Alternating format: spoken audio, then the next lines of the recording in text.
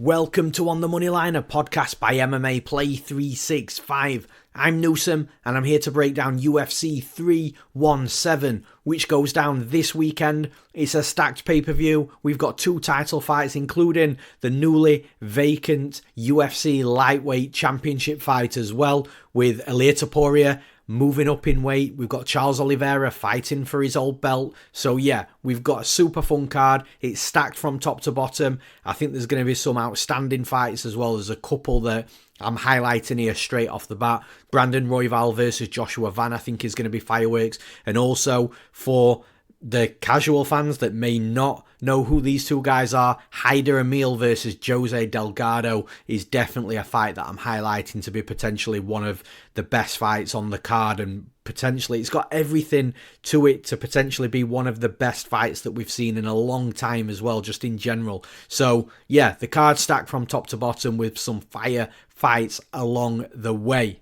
But just before we get into those breakdowns, as always, if you want to jump into the action this weekend from a betting perspective, which I'm sure you do, if you're here and listening to this podcast, then I'm pretty sure you're interested from a betting perspective, make sure you hit up MMAplay365.com. We've got something for every type of gambler. We've got, for the long-term gamblers, written breakdowns where we talk about why we're recommending certain bets. So for those people that do like to read and understand why we look at certain fighters in certain matchups, then that section's for you. We've got an official bet section, so if you just want to tailor professional handicapper and follow exactly where their money's going, then we've got that section for you in our official bet section. And then we've got a fun parlay section as well. So if you're into the fun parlays, you just want to stake a little bit less with the potential of earning a little bit more, then we've got pre-built parlays for you. We've got parlay options if you want to create your own parlays. We have that fun gamblers section for you guys that like the fun parlays. And of course, with every single betting subscription, we give you Base AI, which is our UFC prediction software. You'll get a percentage prediction for every possible outcome of every fight within the UFC every single week. We don't charge separately for it. It's included with all of our betting subscription packages. So you get Base AI and the handicapper betting advice all in one. All you've got to do is choose whether you just want one event, whether you want to pay monthly, or whether you want to take advantage of our annual subscription. It's $5 just for the event, $10 a month, or just $99 for an entire year. And that's all at MMAplay365.com. And with the introduction out the way, with the promotion out the way, let's get down to breaking down some fights. And of course, as always, we start in the main event. It's for the UFC Lightweight Championship. There isn't a current holder. It has been vacated. We'll talk about that shortly. We've got Ilia Topuria versus Charles "Do Bronx" Oliveira. Now, like I say, this is for the vacant UFC Lightweight Championship. We did have Islam Makhachev that was the lightweight champion. He vacated the belt to move up to welterweight to challenge for that belt. And then we've got Ilia Topuria that vacated his featherweight belt to move up in weight to challenge for the lightweight belt. So we did have, I think it all happened, or at least it all got released within the MMA news in one night, that Makhachev was moving up, vacated, Topuria was moving up, vacated, and there was a lot of, there's a lot of surprise there, and, some big movements as well. It's very rare that, a fighter will move up in weight, but when two do it, move up in weight when they're a current champion to fight for the new belt and vacate their old belt, that definitely makes a big difference. Should have really said that, but yeah, look, it's a rarity, but it happened twice, in regards to one night. Makhachev moving up to defend, vacate and defend, Topuria moving up to vacate and defend. And the only thing that I'm actually really surprised about, because we kind of always thought that at some point Makhachev would move up, we kind of always thought that at some point Topuria would move up, so that's not as much of a shock. It just, with it both being announced on one night, I think was the surprise. But the biggest surprise for me that it wasn't Topuria versus like an Arman Tsarukyan. I think that would have been a much better fight, and one that I think would make more sense. So I don't know what the situation is with Tsarukyan. I've got no ties to him. I don't know what's happening in the background, but obviously we've got Charles Oliveira stepping in now. Charles Oliveira is an interesting fight for anybody, but I just think that it's an absolute nightmare fight for Oliveira against Topuria, because the thing is, Oliveira, where he shines, he can do well against big power punchers, which Topuria is. We've seen him flatline Jai Herbert. We've seen him knock out Volkanovski hard. We've seen him knock out Max Holloway. I mean, who knocks out Volkanovski and Max Holloway in back-to-back fights? Like, the dude hits like a truck. But for Oliveira, that's okay. Like, Oliveira can get hurt and can get dropped and rocked. We've seen it in multiple fights. But where Oliveira does well against the power punchers is surviving the storm, but just being able to get the fight down to the mat and being the better grappler, or just surviving the storm and having the better cardio with the opponent trying to put him out, not getting him out, and then tiring out because of it. Now, Topuria, the thing is with Topuria, he's neither of them. So he's not a fighter that's going to gas out by trying to get you out of there. He's not a fighter that Oliveira, I think if he gets Topuria on Topuria's back, like Topuria's jiu-jitsu is sick. Like, people forget that before he came into the UFC, I was watching Topuria for many years before he came into the UFC, by the way. I've been touting Topuria for a long time. Go back and check my Twitter if you want proof of that. Like, years and years before the UFC. Topuria was like he was like the sick grappler that was, going into fights, getting takedowns and just absolutely nullifying you on your back and submitting you. Like, that was Topuria. But now, like, especially for, I think, any UFC fans or MMA fans that have only just started watching over the last, 2 to 3 years, you're going to think Topuria's like he's always been some like powerful boxer, and like that's not the case. Like, Topuria is a very, very high level grappler. So again, coming back to Charles Oliveira, like, I don't see Charles Oliveira getting Topuria down, but if he does get him down, because you can never say never when it comes to takedowns, if he does get him down, I just don't think I don't think Charles Oliveira just, stays on him, gets the back and then chokes him out. Like, Topuria is too good for that. So again, nightmare matchup for Oliveira, because if he does get hurt, he can't rely on Topuria gassing out, because he's likely not going to do that. And he can't rely on being astronomically the better grappler with a massive gap in skill within the grappling. So I think Charles Oliveira is going to be headed on by this heavy puncher that's going to hit hard and probably rock him. But where other fighters have tried to get Oliveira out of there, failed, gassed and got beat, or Oliveira, hitting a reactive takedown or taking the back and jumping the back and getting a choke, I just don't think those two are very likely outcomes. I think Oliveira's going to get hit and hit hard by Topuria and probably not recover. Or if Topuria doesn't finish him within the first time he knocks him down, let him back up, go again. I just think Oliveira's got a history of getting hit by hard power punches, and, where he's been able to weather the storm and come back previously. Ilia Topuria is a completely different beast. I think Topuria, like I say, his cardio won't go, and I don't think he'll give his back and get choked out or anything like that. I think Topuria, I'd even like to see Topuria on top of Charles Oliveira. I think he'd do well, but the bottom line is, I think Topuria is going to get into the boxing range, get in close with Oliveira and land something that knocks him out. So for those reasons, I'm picking Ilia Topuria to win this fight and become the new UFC lightweight champion. And in the next fight, we've got another championship fight. This time in the flyweight division, we've got Alexandre Pantoja versus Kai Kara-France.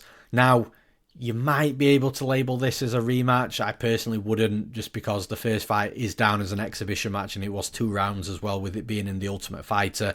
And also it was back in 2016, almost 10 years ago. So, both fighters have improved dramatically since that time. I mean, especially Kai Kara-France, he was always a good striker, but, he was able to be got at from that wrestling and grappling perspective. And now he's turned himself into a fighter that is difficult to take down, that is difficult to look good against on the mat, and can get back up to his feet. And as for Alexandre Pantoja, he's improved his striking over the years since then, but just his entire game's elevated. Like, we're literally talking about obvious things here. Since 10 years ago, of course, both fighters are completely leveled up, developed, and they're now at the top of the sport. Now, with this fight and Kai Kara-France, like, as much as everybody will likely be picking Pantoja to win the fight, myself included, spoiler alert, like, Kai Kara-France is one of these fighters that will spring upsets. Like, there's been so many times from my perspective where I've, sort of counted him out, picked against him, maybe bet against him, and just thought, okay, well, look, Kai Kara-France has got these holes, and, maybe he's not at this level yet, but man, he springs so many upsets, and he's got big power as well. People forget that for flyweight. Like, he's got one-punch knockout power. So Pantoja's definitely got to mind his P's and Q's. It's just, with Pantoja, I just think he's a smart fighter. He's got high fight IQ. He can fight to a game plan. He's training with some of the best fighters in the world, got some of the best coaches in the world. He's got an absolutely dominant ground game. So for as much as improved Kai Kara-France is within that wrestling and grappling, Pantoja, man, like, he's still going to be a level above Kara-France wrestling and grappling. If he takes his back, or if he gets Kai Kara-France down, and I think Kara-France will likely try and hit a scramble, maybe show his back against the cage, allows Pantoja to get that single hook in, drag him back down. I just think within the wrestling and grappling motions, Kara-France is going to be way out of his depth in this fight. It's just, what does Kara-France do on the feet? Can he catch Pantoja? Can he tag him and knock him out? Well, yes, it's a possibility. But the thing is, Pantoja is quite durable as well. Like, even if he's hurt, he'll just, he'll keep his wits about him, and it'll likely just cause him to level change anyway, which is probably where Kai Kara-France doesn't want to be within the fight. So, yeah, look, I think that the bottom line is, if somebody asked me right now, if I didn't watch the fight, and I didn't watch the UFC 317 this weekend, and I woke up in the morning and somebody asked me to check Tapology and I saw that Kai Kara-France had won, would I be like, oh my God, I'm so shocked? Well, no, I wouldn't. Like, that's my honest opinion. I wouldn't be shocked if Kai Kara-France found a way to beat Pantoja. Like, I'd be a little surprised that Pantoja's no longer the champion, because I do think he's the best fighter in the division, but I just don't think that Kai Kara-France winning is that much of a surprise. But with that being said, I just think there's a massive gap in skill within that wrestling and grappling with those moments. Once Pantoja starts getting close to Kara-France and getting body locks and taking him down, and it might be one takedown and Kai Kara-France stands back up, and then it's another takedown and another takedown, and then suddenly Kara-France's cardio is looking a little bit worse for wear, and Pantoja's having a little bit more success on the mat, and he finds the back, and like, I could see Kara-France landing something that knocks Pantoja out, but I just think it's low percentage. I think it's more likely that Pantoja gets takedowns throughout the fight, that withstands any big punches coming from Kara-France, closes the distance, gets him down, does good work on the back, potentially finishes him with like a rear naked choke, or like an arm triangle or something. I just feel that Pantoja's gap in skill within the grappling is huge, but the thing is with Pantoja, he can wrestle to get that grappling going, and that's where it's going to be a nightmare for Kara-France. So for those reasons, I'm picking Alexandre Pantoja to win this fight and still the UFC flyweight champion. And in the next fight, this is the first out of the two fights that I highlighted in the introduction to this episode of the podcast, of fights that are going to be absolutely fire. And for me, it's between this and the other fight that I'll talk about shortly that's likely, or most likely, to get the fight of the night. Here, we've got Brandon Royval versus Joshua Van. Now, the first thing that we have to mention is, look, this is a big step up in competition for Josh Van. Like, it's a big step up in competition against a fighter that's fought for a title before, that's been around the top of the division for quite a while now. And it's also short notice for Van as well. But he has just come off a win, so likely still in shape. He's had no downtime. He's had no time to, come out of the fight, put a bit of weight on, take a couple of weeks away from the gym. I think it got announced pretty shortly after.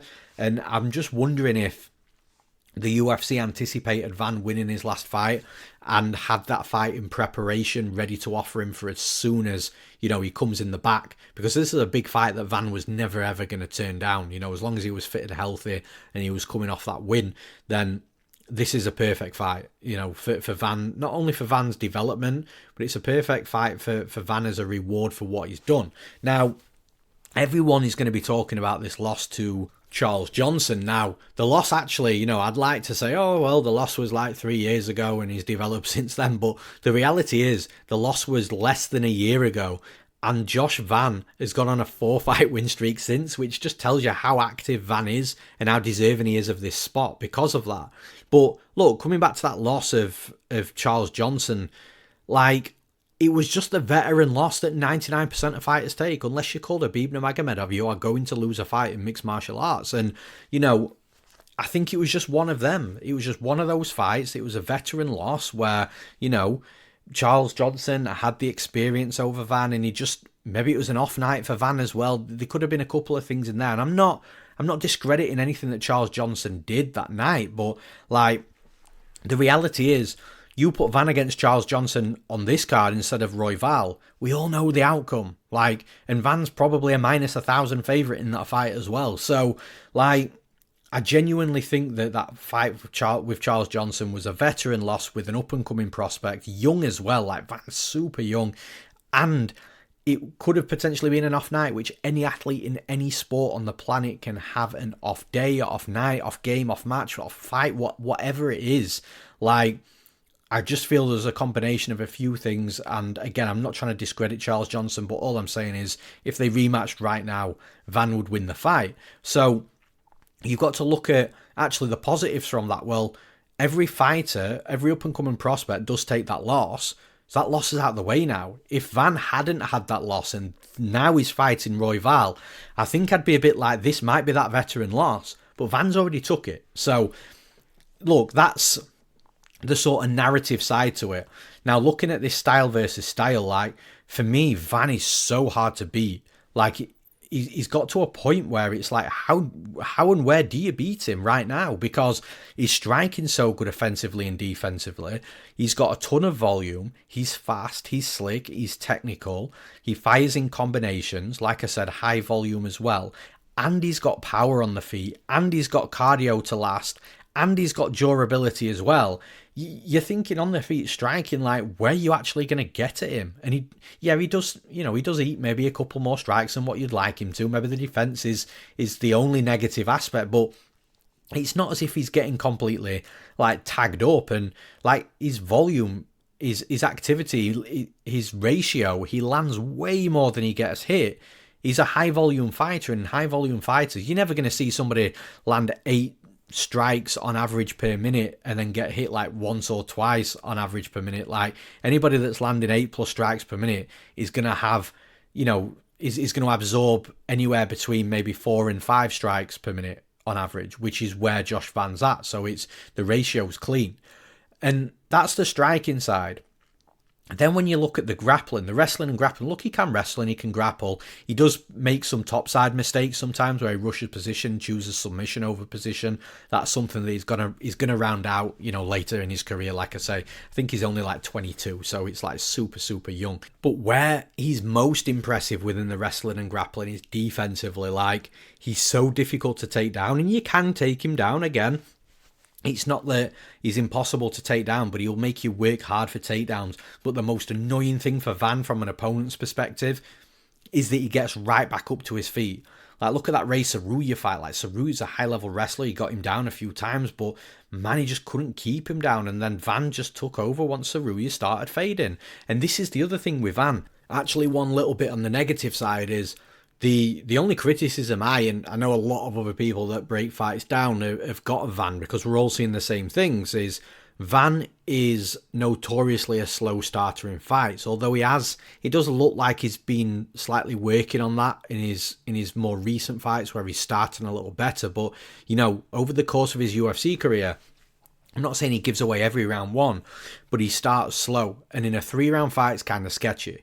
Now, I think Van's tailor-made for a 5-round fight later down the line, but, you don't want to be giving away too many round ones, especially in this type of fight against a Brandon Royval.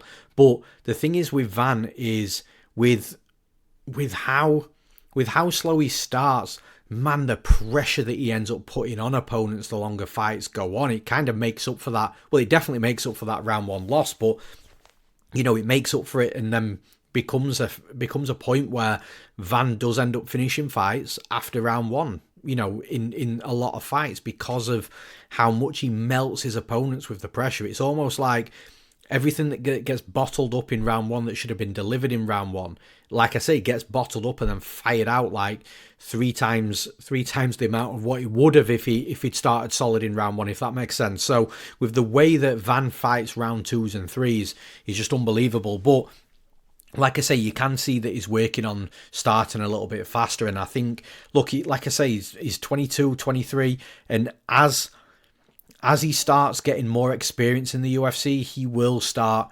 fixing the little things that he needs to fix. But the bottom line is he's already at a ridiculously high level right now. And that's why he's in this fight with Royval. Like, with Royval, like, how he matches up against Van. Like, Royval, for me, the way he gets at Van, or I think the game plan to get at Van is going to be to try and make him make a mistake on the mat.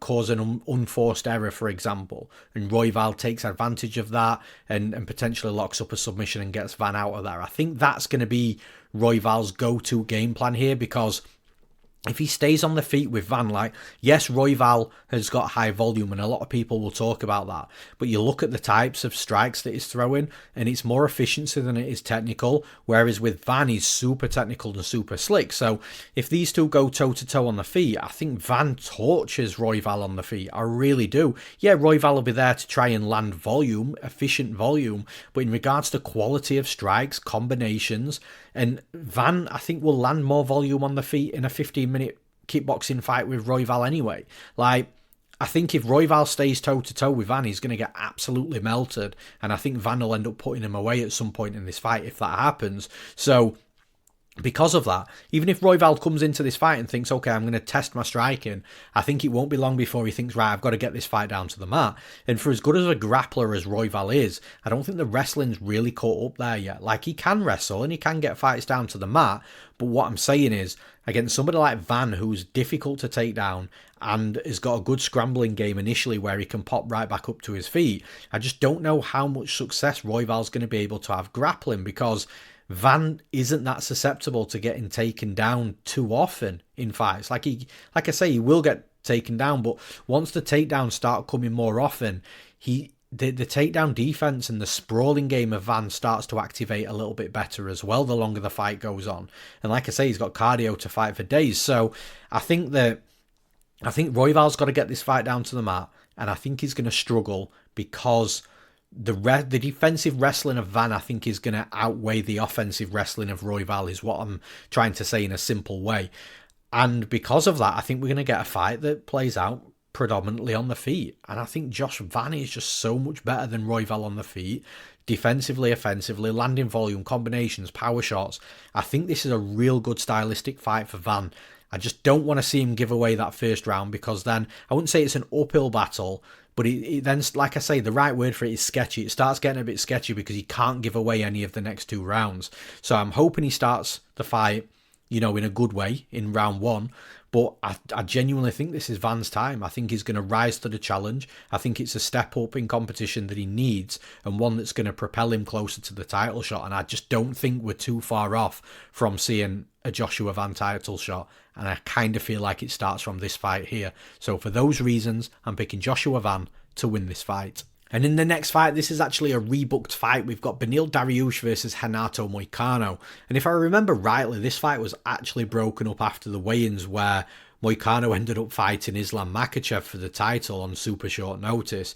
The Sarukian, yeah, it was. I'm pretty confident it was the Sarukian pullout during the weigh-ins or after the weigh-ins. I can't remember exactly when. So yeah, look, the UFC have rebooked this fight. Makes sense. I think it's a good fight. It's an interesting fight because both are high-level grapplers and both are high-level strikers and they're both high-level fighters. Like, I genuinely think it's a very, very good fight. Now, how they match up, I think that with Dariush has got this really weirdly good grappling game. Like, we've seen relentless wrestlers and pressure heavy wrestlers and grapplers try and get Dariush at their own game, and Dariush does such a good job defensively. Like, for example, like your Gamrots. Like, Gamrot at the time was running through people. Remember, Gamrot had a win against Sarukian as well, by the way. So Gamrot was taking down everybody.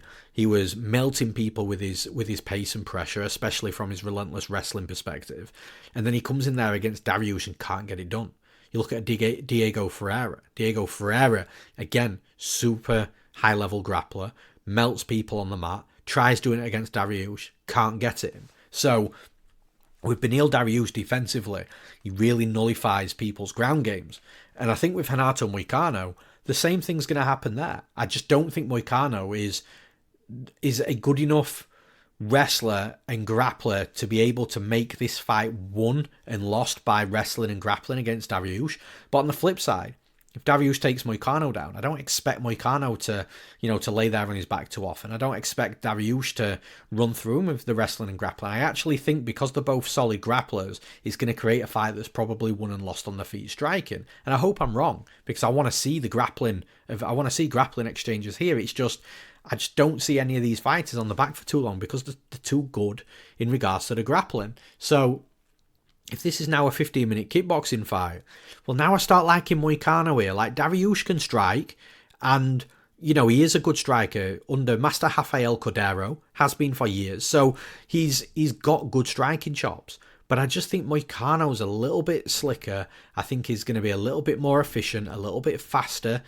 Maybe hit a little bit harder as well. I don't know. Like, that's probably close with the power. But I just think the speed and the movement and the unorthodox angles that Moicano takes, I just think Moicano's gonna do okay on the feet against Dariush. Like, Dariush is aging, you can see that. Like, he's not shot, he's not declined or anything like that. But I just think Moicano's more in his prime than Dariush is. I think he's a little bit fresher. I think he's going to be a little bit faster, a little bit better movement.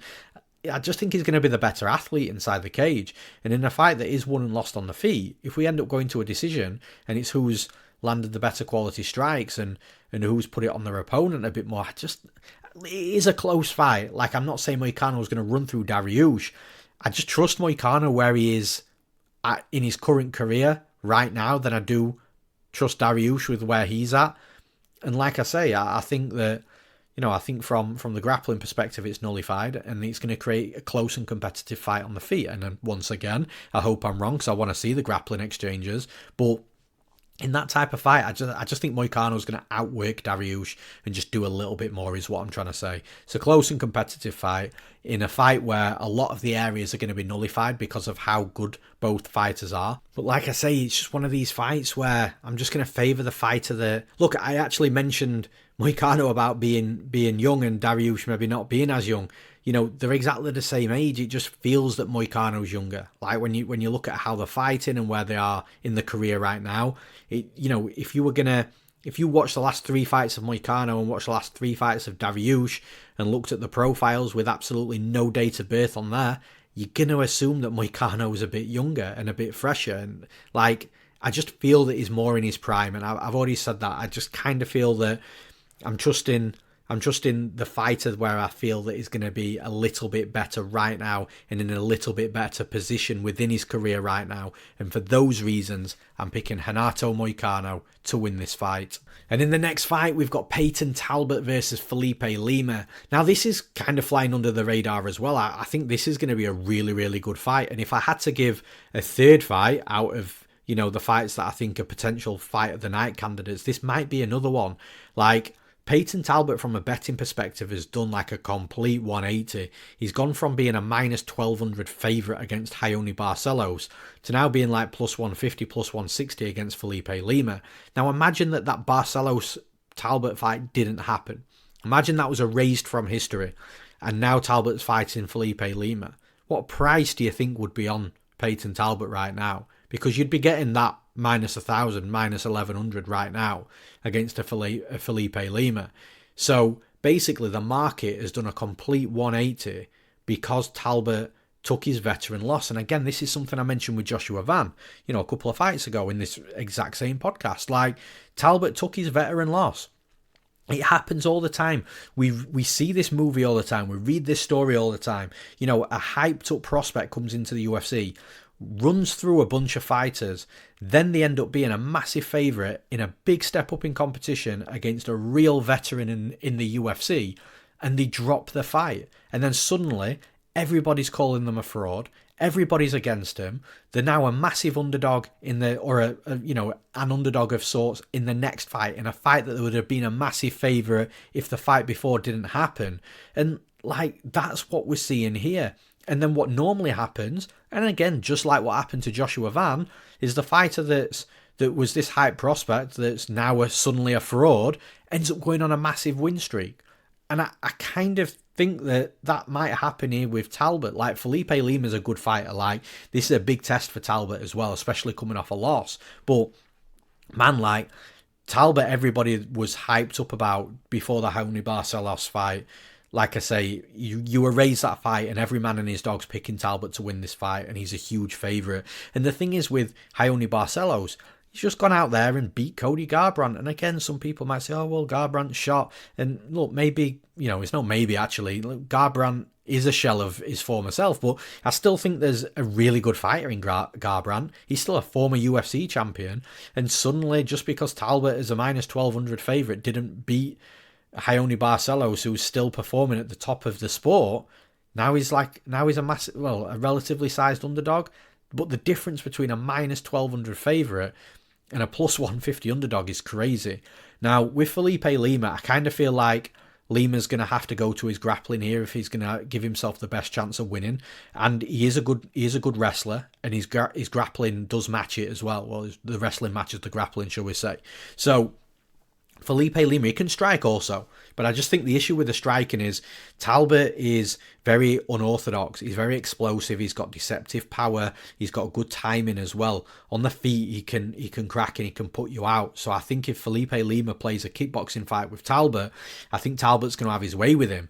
So Felipe Lima's got to get the wrestling and grappling going. Now, this is one of Talbot's holes, if you like one of his weaknesses is within the defensive wrestling and grappling. He's been taken down before, and he can have some bad mannerisms, or he has shown some bad mannerisms, like, trying to get up and showing his back, and then, the opponents can have that opportunity to take his back, pull him back down to the mat, and then start threatening rear naked chokes. But again, I'm going to go back to that Barcelos fight. Barcelos took him down 8 times. Now, Barcelos is a Brazilian national wrestling champion. He's also a super high-level BJJ black belt as well. The fact that Talbot got taken down 8 times is not surprising. But the fact that he got taken down 8 times tells you that multiple takedowns were needed. Because if multiple takedowns weren't needed and it was a 3-round fight, then Talbot would have got taken down 3 times and not got back up. So the fact that Barcelos has got 8 takedowns against him meant that Talbot was getting back up to his feet, which he was. So if Talbot's doing that against a high-level BJJ black belt, then he should be okay against a Felipe Lima as well. If Lima's taking him down, I would like to think that Talbot can get back up. And again, if he's getting back up to his feet and it's a fight that starts playing out more on the feet, again, I think it's close and competitive because Lima's good, but Talbot's just different on the feet. I just feel like he's got that explosive edge, unorthodox striking, deceptive power, like I've already mentioned. And I just feel like it's a close fight. Like, if I didn't watch the fight and I just woke up in the morning and I saw that Felipe Lima had landed a bunch of takedowns and got a late submission or had won the decision on the bunch of takedowns, then yeah, I'm not going to be shocked or surprised at all. But equally so, if I wake up in the morning and Talbot's knocked Felipe Lima out, definitely not going to be shocked there either.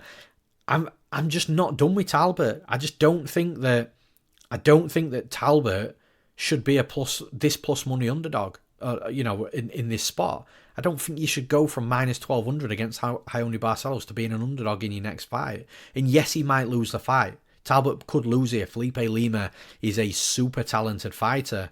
But I'm going to take one more chance on Talbot. I think if Talbot can defend takedowns here and keep the fight standing, look good and beat Lima, then the hype's back. If he just gets taken down, rinse and repeat again, then we know where Talbot's going to struggle moving forwards. But again, Talbot's another young fighter, so he's going to be developing from fight to fight as well. Look, I think like I say, I don't like picking against Felipe Lima because Lima's just beaten Miles Johns. He also beat Mohamed Naimov in his UFC debut up a weight class on short notice, which I actually cashed Lima as an underdog there as well. So I don't like betting against Lima. I think there's a legitimate fighter in Lima and he's ready-made for right now. But I just think Talbot's got this special edge to him still. And I think he'll, it's not a Raoni Barcelos. I think even though Felipe Lima would beat Raoni Barcelos, I think Barcelos is good in individual areas, some areas better than Lima.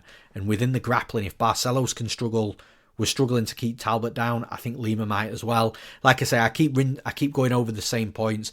It is close and competitive. I don't like picking against Lima, but I am going to pick against him. I'm picking Payton Talbot to win this fight. And in the next fight, we've got Hermansson versus Gregory Rodrigues. Now, I've been flip-flopping between this fight so many times, and I've kind of just come up to the conclusion of I'm just going to pick which fight is the underdog, because I genuinely think that it's one of the hardest fights to predict on the card. I think it could be one of them where it's 3 rounds of super close rounds, and either one fighter has taken definitively 1 round each, and then the 3rd round super close, or staying on the decision. All 3 rounds are absolutely razor close, and the judges don't know how to score each of the rounds, and we're also left confused as viewers as well.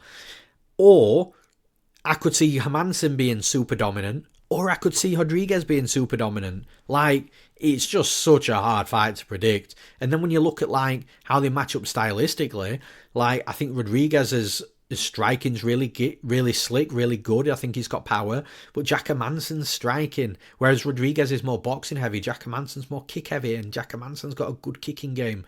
Then when it comes to the wrestling, they can both wrestle really well. They can both defend takedowns as well. Then when it comes to the grappling, they're both high-level grapplers as well. Maybe Rodrigues has got the slight advantage within the actual technical grappling side, but man, Hermansson's got a huge experience edge over Rodrigues as well. I just really don't know. I really don't know how the fight's going to play out, and it's predominantly because of Hermansson. Is Hermansson declined or shot? Well, we don't know, and I wouldn't assume so until I see very obvious evidence that he is.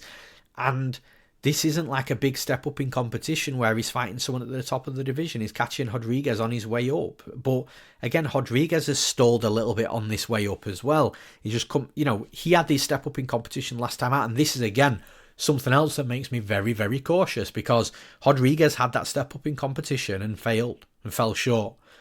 If this was that fight was the Jared Cannonier fight that I'm referencing. Like, Rodrigues stepped up against Cannonier that had been there in title fights and at the top of the division, and he fell short. He started well but fell short.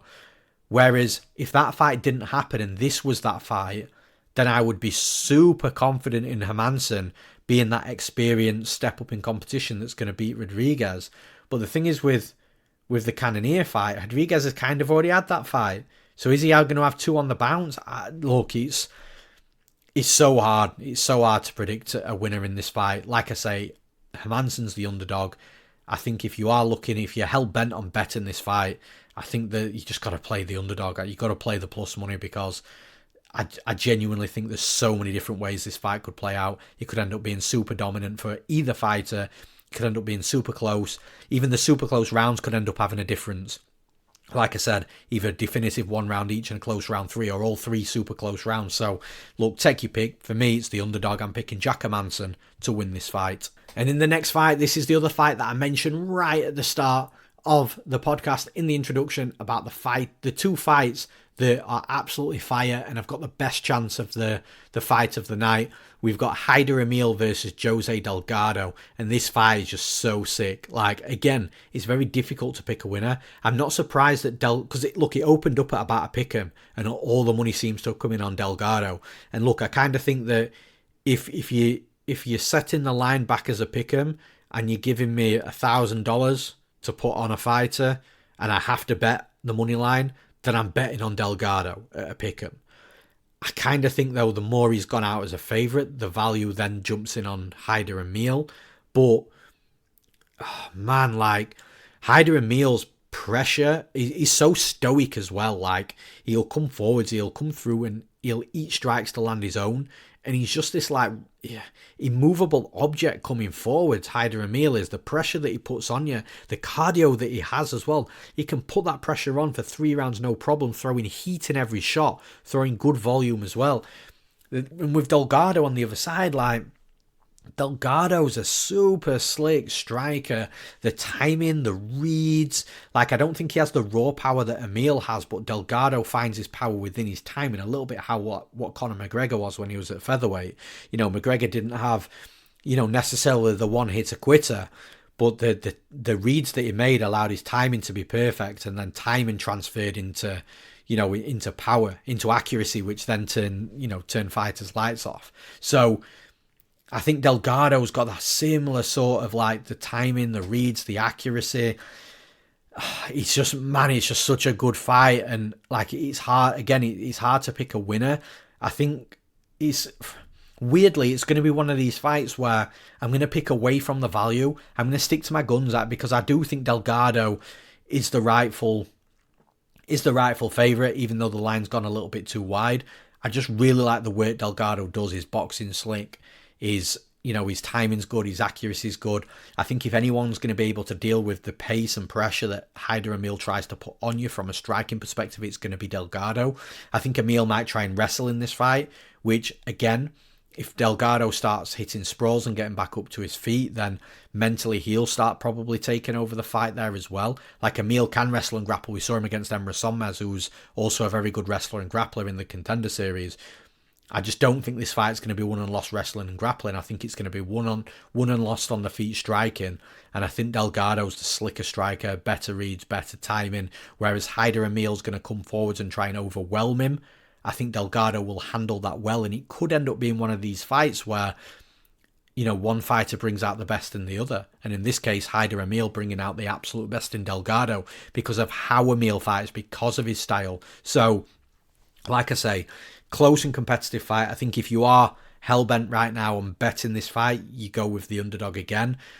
But I just think Delgado's going to win the fight. I'm picking Jose Delgado to win this fight. And in the next fight, we've got Viviane Araujo versus Tracy Cortez. Now, this is an interesting fight stylistically because, and I hope we do see the wrestling and grappling aspect in here. I think this is a fight that will definitely be better served wrestling and grappling than it would striking.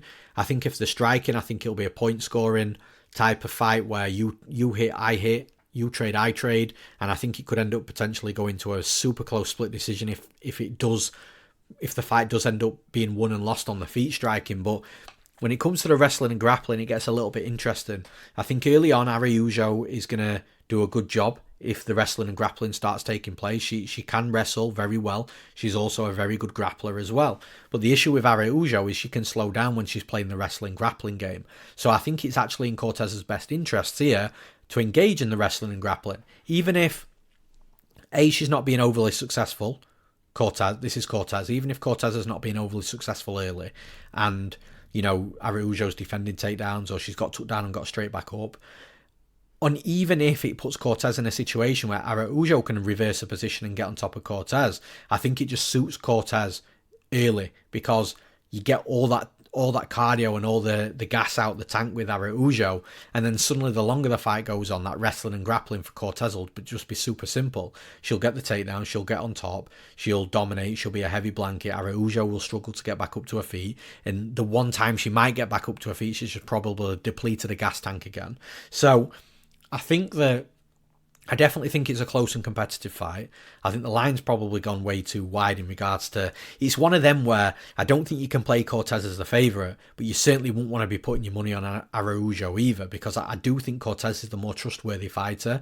She's the fighter that you can sort of rely on knowing what she's going to do inside the cage. Even if it's not wrestle, grapple, you know that she's a comfortable striker, and she'll be striking whilst looking for the wrestling and grappling. But I just trust Cortez to go to a game plan. I just trust Cortez as a fighter. I trust Cortez's cardio as well. And in a fight that I do think's won and lost within the wrestling and grappling, I think that hurts Araujo more than it does Cortez. In fact, to the point where it benefits Cortez. Because like I say, the gas tank starts depleting for Araujo. She might have success early, but the longer the fight goes on, if Araujo doesn't get Cortez out of there, which I don't anticipate she will, I think Cortez takes over this fight late. For those reasons, I'm picking Tracy Cortez to win this fight. And in the next fight, we've got fan favourite here, Terrance McKinney versus Viacheslav Borshchev. Now, look, when it comes to Terrance McKinney, you'll constantly hear people talk about how, he gets out of round one and he loses a fight. And look, there's some massive truth in that. I'm not saying there's not. But McKinney's like super explosive. He's super entertaining. And rather talking negatively about McKinney, I like to talk positively because, he wears his heart on his sleeve. He comes out there, he looks to bang, he looks to get his opponents out of there. And it is a bit of a shame in regards to the gas tank and how he normally needs round one to finish a fight, because he's so talented. Like, he's a super good striker, very versatile. He's got kicks in his arsenal. He'll mix his combinations between punches and kicks. He's got power. He's got pressure. He can melt his opponent. He's good at all ranges striking as well. And then his wrestling and grappling solid, like super solid. He hits beautiful blast double leg takedowns. He's got good topside grappling where he'll either be looking for a submission or a position to submit, or land and ground and pound, or do both at the same time. And it's like, yeah, like he's I love watching McKinney fight. It's just that there is that truth that you get out of round one and suddenly you might give yourself options to and opportunities to win the fight. Now, with Borshchev's got a massive hole within the wrestling and grappling. Like, he can get taken down and he can get controlled. Now, if you're not at a super high level with the wrestling and grappling, Borshchev can do decent work defensively, defend some takedowns, and if he does get taken down, get back up to his feet. But once he does fight these fighters that are good positionally, especially grappling, and can get him down as well, that's where he struggles. Now, I think that McKinney, the pace and pressure he puts on, like, even though Borshchev's a super slick striker, I think Borshchev's much better when he's on the front foot and he can dictate the pace and the range, whereas McKinney ain't going to give you that. McKinney's going to come forwards, he's going to take all that pace, he's going to take all your, the range out the fight, he's going to remove any options you've got of dictating pace. He's going to be in your face, overwhelming. And what I think it's going to do, one of two things. It's going to allow him to open up on Borshchev and potentially knock him out. Or he's going to allow him just to close that distance super easily and then level change into a takedown. Ground and pound Borshchev, look for a submission, get a choke. I do think McKinney actually takes Borshchev out in this fight. I think, like I say, Borshchev, from a technical perspective, is striking. He's got over 200 kickboxing fights. He's a super experienced striker. He's got power as well. But I just feel like he needs that front foot movement to elevate that striking game inside the cage. I just don't think he's going to get that forward movement in this fight. I think it's going to get completely whipped away from him. And because of that, McKinney's going to end up closing the distance, where he's got options to either land powerful inside boxing range or level change and get the fight down to the mat.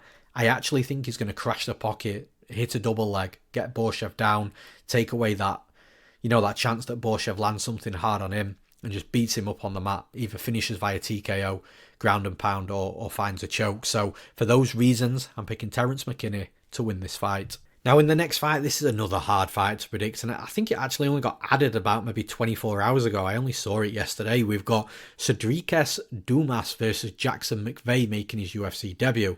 Now, Jackson McVey's like 6'4", he's tall, he's long, but Dumas ain't short either. Like, Dumas is quite big for the division also. So again, this is one thing for McVey. Like, I know 6'4" doesn't sound huge, but he is very tall. Like, he is very tall and he's got a rangy frame. And he will more often than not be the more longer, rangier fighter in his fights. But against Sedriques Dumas, Dumas is 6'2", and Dumas has got the bigger reach as well. So I think advantages that McVey's had from his physicality advantages and how tall he is in previous fights is not going to quite be there for this fight. Now, I do like what McVey does inside the cage. Like, he will come forwards, he'll land straight shots, he'll look to be super aggressive, again crashes the pocket, got nasty knees and elbows inside the clinch against the cage, and he's also got a dangerous submission game where he will latch onto a submission. So there is an element of, or there's multiple elements of McVey's game where I think A is good, and B is going to be a very entertaining fighter to watch. So perfect for the UFC, and I'm not surprised that they've signed somebody like that. Now, with Sedriques Dumas, a little bit strange because he came into the UFC with a bit of hype. It got sort of flattened straight away, and then he's been a little bit inconsistent since then. But to be fair, when he does lose, he's losing against decent fighters. Like, you can't take that away from him. You look at those last two losses, and it's Nursultan Ruziboyev and Mihailo Alexeychuk, two fighters that I think are really good fighters in the division anyway. So, yeah, look, is Jackson McVey a Ruziboyev or a Mihailo Alexeychuk? Well, no, he's not. This fight, again, it's so hard to predict because I think Dumas, I think there's still a good fighter in there in Dumas. I just don't know if we're going to see it. Like, he's inconsistent with his performance. Like, he can be looking great in a fight and then suddenly not, but then suddenly start looking great again. So it's not only consistent in results, it's consistency between rounds inside the cage, between the minutes. And I don't know. But then you've got Jackson McVey that's stepping in on short notice to make a UFC debut. He's not going to have fought anybody at Dumas's level. Like, he's got UFC experience, and that counts for something, and that's kind of where I'm leaning. And the fact that Dumas is the very slightest of underdogs as well. So you've got the UFC experience, fighting at the higher level, somebody that's had, fights in the UFC that isn't, making that walk to the octagon under the bright lights for the first time on a massive pay-per-view as well. And then that fight is the slightest of underdogs as well. Like I say, for a fight that I'm really unsure about, and again, it's not a confident pick, but I'm picking Sedriques Dumas to win this fight. And in the next fight, we've got Jhonata Diniz versus Alvin Hines. We are in the heavyweight division. These big boys are big heavyweights. I love this Alvin Hines, by the way. Like, watching tape on him, super fun. He's a fighter that comes forward, looks to bang, but then's got this relentless wrestling where he'll shoot in on your hips, look to take you down, then look to try and pound you out. And if you stand back up after the takedown, well, he's just going to go back in again. Like, I don't think that, like, no disrespect to Hines, I don't think he's like some elite level striker or elite level wrestler or elite level grappler, but man, he's so effective and efficient, and he's big and he's powerful, and it's like, the way you beat Jhonata Diniz is taking him down and putting him on his back. Like, the fight that still haunts me is that Carl Williams fight. I had 4.5 units on Carl Williams at like minus 225 or something. And I was thinking, well, this probably should be minus 400, minus 500. Diniz comes from this kickboxing background. Can't really have that great wrestling defense yet. Or can't have that insane get-up game, at least yet. But again, in the heavyweight division, like I say all the time, you have a 265-pound man on you. Even if you're a high-level BJJ black belt, you're going to have to do a good job to get him off. So Diniz, the way you beat him is by taking him down. Now, Carl Williams knew that. Carl Williams stood and banged with him and got dropped early and hurt. And to be fair, Carl Williams stayed in there. And then what did he do with about 30 seconds left in the third round when he was 2.5 rounds down? He got the takedown. Guess what Diniz didn't do? Get back up. Carl Williams actually almost was on his way to finish Diniz with ground and pound within that last 30 seconds. Imagine if he'd done that in round 1, 2 and 3, if it even went that long. Like, that's the fight that haunts me because it was such an obvious path to victory. The thing is with Alvin Hines, like, again, I know I was saying the same thing with Carl Williams, that I trust him to get takedowns, but the one thing that I see with Hines is when he's landing shots, when he's landing big punches, it's almost like when autopilot takes over, it's level changing to takedown. If that's his autopilot, I like that, because that means he's not thinking about the takedown. It just happens naturally, which means it's second nature. So when he's banging with Diniz, because this is the thing, like, I think Diniz is going to be the more dangerous striker, definitely. I think Hines needs to be very, very careful he doesn't allow too many strikes on him, because Diniz will knock him out if he does. But the thing is, in these exchanges, like I say, Hines' second nature autopilot response is to shoot in on the hips. At least that's what it looks like to me.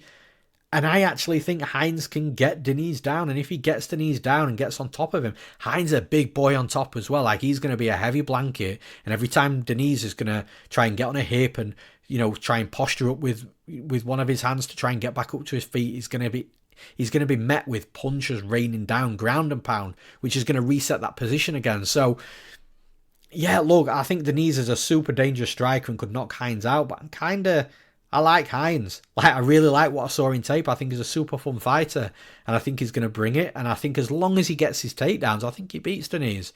It's just, you got to get those takedowns. If he doesn't, Diniz will knock him out. So be very clear with that. Like, if you are betting Hines is the underdog. If you want to take that shot on him, that's great.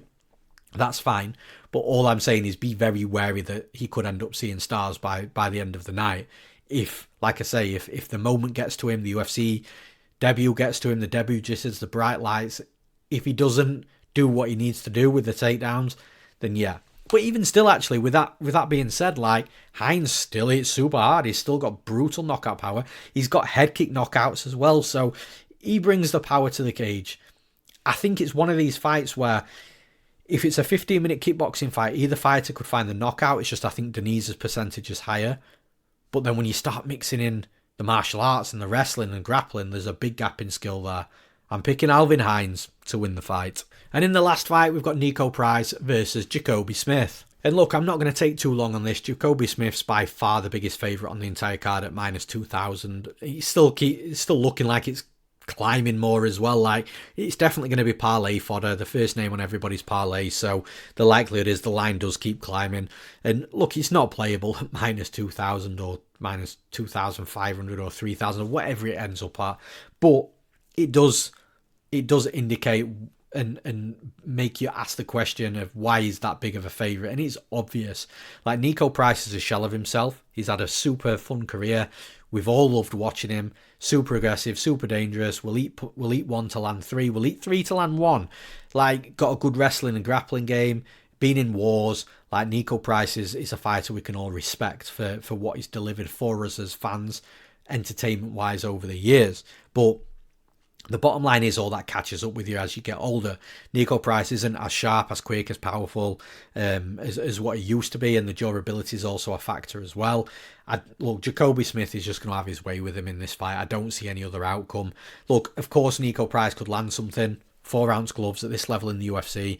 You know, it's like I'm a broken record, but you know, every fighter's got that puncher's chance. But Jacoby Smith's super athletic, super quick, super powerful, lands big punches, got big takedowns, big ground and pound, will look for submissions as well. Like, Jacoby Smith's looking like the full package in my opinion, and it'll be interesting to when he really starts stepping up in competition against fighters that are of Nico Price's stature but within the prime. That's when it's going to be interesting. That's where we'll see what Jacoby Smith's really made of.